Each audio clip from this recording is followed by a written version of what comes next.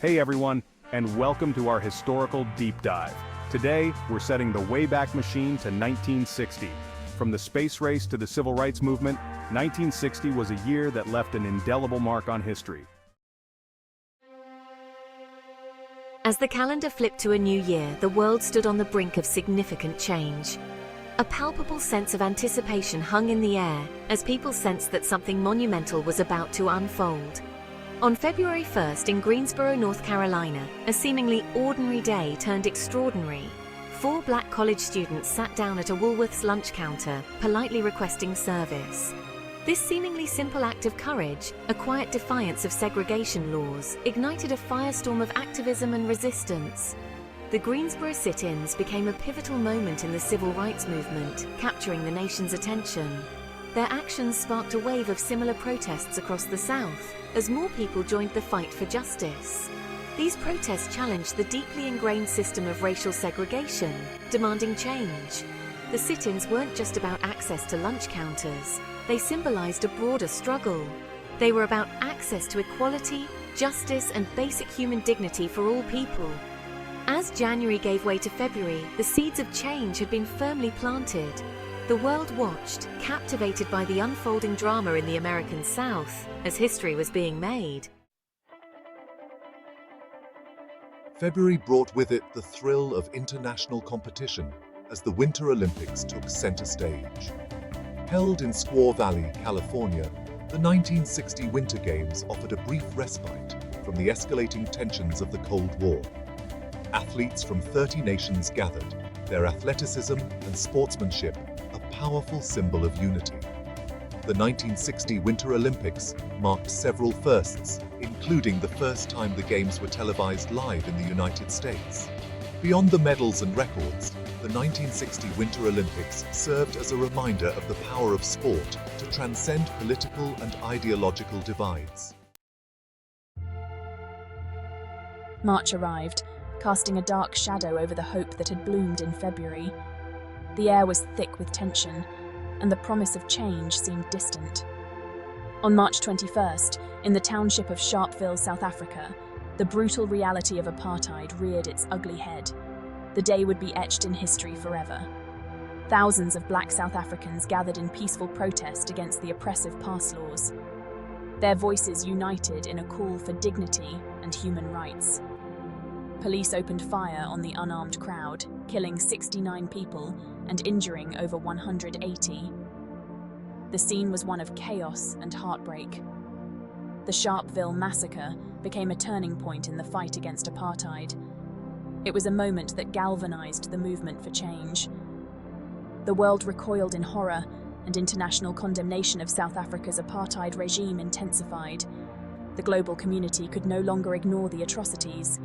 Sharpeville became a rallying cry for activists fighting for justice and equality. It symbolized the unyielding spirit of those who sought freedom. As the world mourned the victims, the struggle for freedom continued, fueled by the memory of those who had lost their lives. Their sacrifice became a beacon of hope for future generations. Chapter 4. April. Reaching for the Stars. April 1st, 1960, marked a giant leap forward in human ingenuity with the launch of TIROS-1, the world's first successful weather satellite. TIROS-1, short for Television Infrared Observation Satellite, captured images of cloud formations and weather patterns from space. It revolutionized weather forecasting, providing meteorologists with a new tool to track storms and predict weather patterns. Beyond its practical applications, TIROS-1 ignited a passion for space exploration. It was a reminder that even amidst global tensions, humanity could achieve incredible things. TIROS-1 marked the beginning of a new era in meteorology and space exploration.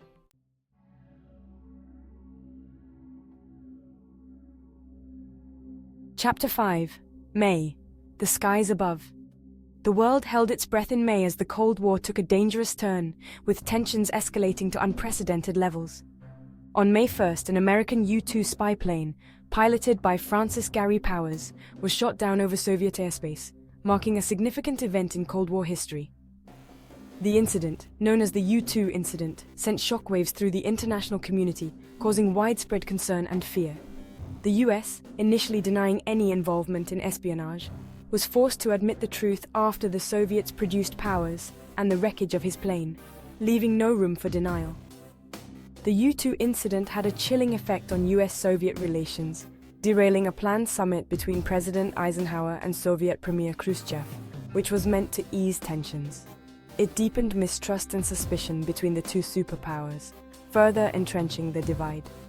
The skies, once a symbol of freedom and endless possibilities, now carried the heavy weight of Cold War tensions, reflecting the strained relations on the ground. Chapter 6, June, a continent transformed. June brought with it the winds of change sweeping across the African continent. On June 30th, the Democratic Republic of the Congo declared its independence from Belgium. The road to independence had been long and fraught with challenges. The newly independent nation was immediately plunged into turmoil, facing internal divisions and economic instability. Despite the challenges, the Congo's independence marked a pivotal moment in African history. It was a testament to the power of self-determination and the enduring human spirit. Chapter 7, July, the Eternal City's Triumph. As July arrived, the world turned its attention to Rome, preparing to host the 1960 Summer Olympics. The 1960 Rome Olympics marked several milestones, including the first time the Games were televised internationally. These Games saw the rise of legendary athletes, including Ethiopian runner Abebe Bikila, who won the marathon barefoot. The 1960 Rome Olympics served as a powerful symbol of unity and resilience. For a few short weeks, the world put aside its differences, united in the spirit of sportsmanship. Chapter 8, August, a new dawn in the Mediterranean. August brought with it the birth of a new nation in the eastern Mediterranean. On August 16th, Cyprus declared its independence from Great Britain.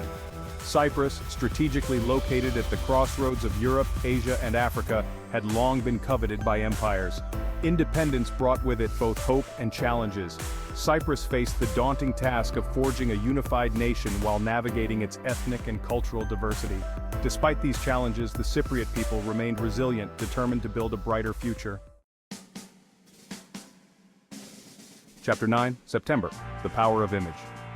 September ushered in a new era in American politics as television took center stage in the race for the White House. On September 26th, John F. Kennedy and Richard Nixon faced off in the first-ever televised presidential debate. Kennedy, youthful and charismatic, projected an image of energy and vigor. Nixon, recovering from a recent illness, appeared pale and haggard. The power of image, amplified by television, had a profound impact on public perception.